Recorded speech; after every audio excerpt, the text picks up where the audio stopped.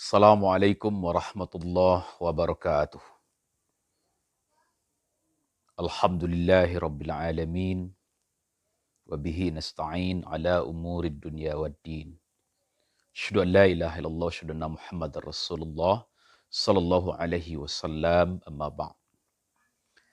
Bersyukur kita kepada Allah.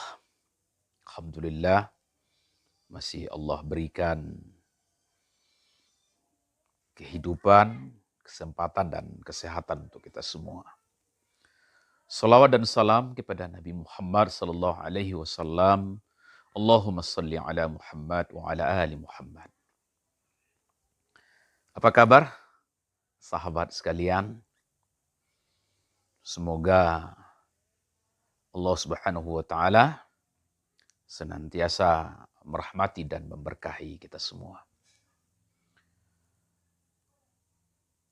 Baru-baru ini atau beberapa hari yang lalu bahkan kita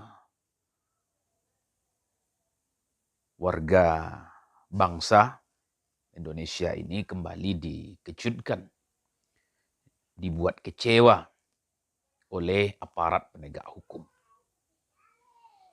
Belum lagi kasus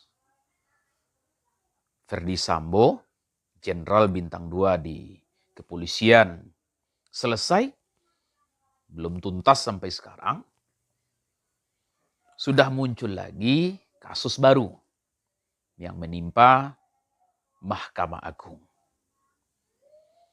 Salah seorang hakim agung ditangkap oleh Komisi Pemberantasan Korupsi karena diduga telah menerima suap. Ini tentu membuat kita, masyarakat Indonesia, semakin mengurut dada. Kecewalah. Hakim Agung, tempat di mana kita berharap keadilan ini akan ditegakkan.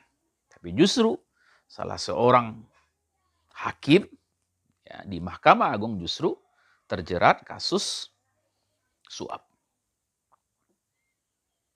Dan banyak lagi kasus-kasus yang lainnya dalam bulan-bulan terakhir ini. Yang terbaru ada salah seorang ketua partai ditangkap oleh Mahkamah Agung, juga kasus korupsi. Komisi Pemberantasan Korupsi juga menetapkan seorang gubernur sebagai tersangka kasus korupsi. Jadi hari demi hari, waktu demi waktu kita hanya mendengarkan tentang kasus korupsi yang dilakukan oleh penyelenggara negara. Ini tentu saja membuat kita masyarakat Indonesia kecewa. Apalagi yang tadi, yang dua kasus ini. Kasus yang terjadi di kepolisian, kasus yang terjadi di Mahkamah Agung. Sahabat sekalian, tentu kita sebagai warga bangsa, kejadian ini bukan berarti kita kemudian berpikir tidak usah saja ada kepolisian, tidak usah saja ada kejaksaan, Mahkamah Agung, lembaga penegak hukum yang lainnya. Tentu tidak. Karena kita butuh lembaga itu. Tapi di sisi lain, sahabat sekalian, ini bukan bagi penyelenggara negara, tidak bisa lagi berkata, oh ini kan hanya oknum, 1-2 saja. Tidak. Sudah berulang kali, sering kali terjadi. Mulai dari level yang paling rendah kepada level yang paling tinggi. Ini tentunya juga harus menjadi perhatian besar bagi para tokoh bangsa. Apalagi beberapa waktu yang lalu kita juga mendengar bahwa ada seorang rektor perguruan tinggi juga diduga telah melakukan tindak pidana korupsi. Ya, siapa lagi, kemana lagi kita akan mengadukan persoalan-persoalan hukum di negeri ini? Kalau penegak hukumnya sendiri kalau para pemimpin-pemimpin negeri sudah melakukan tindakan yang seperti ini. Nah, karena itu, Bapak Ibu sekalian, kami ingin menyampaikan beberapa pesan. Pertama, kepada kita, warga bangsa, kepada kita rakyat Indonesia. Apa yang mesti kita lakukan? Di antaranya, sebagai orang yang beriman, kaum muslimin dan muslimat adalah banyak-banyak berdoa kepada Allah Subhanahu wa taala, memohon pertolongan Allah. Selamatkanlah negeri kami ini ya Allah. Jauhkanlah pemimpin-pemimpin kami dari tindakan-tindakan melanggar hukum. Lalu kemudian, ya ini walaupun mungkin tidak lagi lama ya. Tahun 2024 kita masyarakat Indonesia kembali akan melaksanakan pemilu serentak. Pemilihan presiden, pemilihan legislatif. Satu hal yang harus terus diperbaiki oleh kita rakyat adalah jangan pernah memilih karena uang.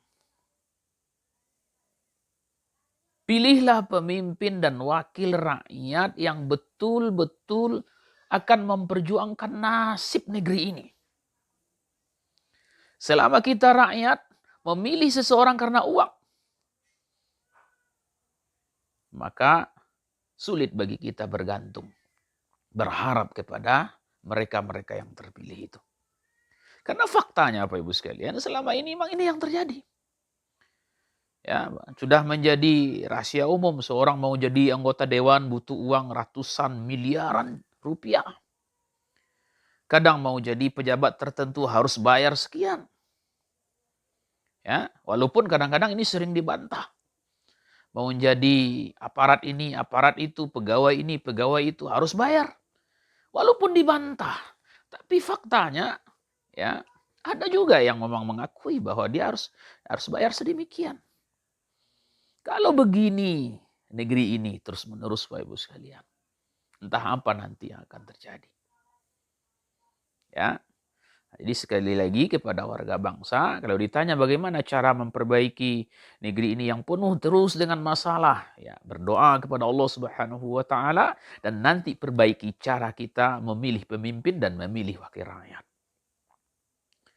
Sementara pesan kami kepada para pemimpin yang saat ini memimpin negeri, ayo buka mata hati kita. Jangan anggap ini hal yang sepele.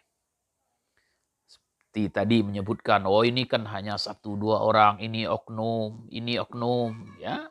Kalau kita, Bapak Ibu sekalian, para pemimpin negeri bertahan menyebut ini hanya oknum-oknum, maka akan banyak oknum-oknum yang lain. Coba lihat, sudah berapa banyak para pemimpin negeri, kepala daerah, bupati, wali kota, gubernur, para menteri yang terjerat kasus korupsi. Ya, nah, ini Bapak Ibu sekalian. Jadi sungguh, ya, saya pribadi atau mungkin juga banyak warga bangsa lain 2 bulan terakhir ini memang mendapat tontonan yang betul-betul menyedihkan dan mengecewakan. Belum habis, belum tuntas kasus Ferdy Sambo, sudah datang lagi kasus Hakim Agung terjerat korupsi. Kepada siapa kita akan mengadu? Kadukanlah kepada Allah Subhanahu wa taala supaya selamatlah negeri ini. Barangkali ini pesan dan harapan kami, semoga didengar, semoga bermanfaat untuk kita semua. Billahi taufik wal hidayah. Assalamualaikum warahmatullahi wabarakatuh.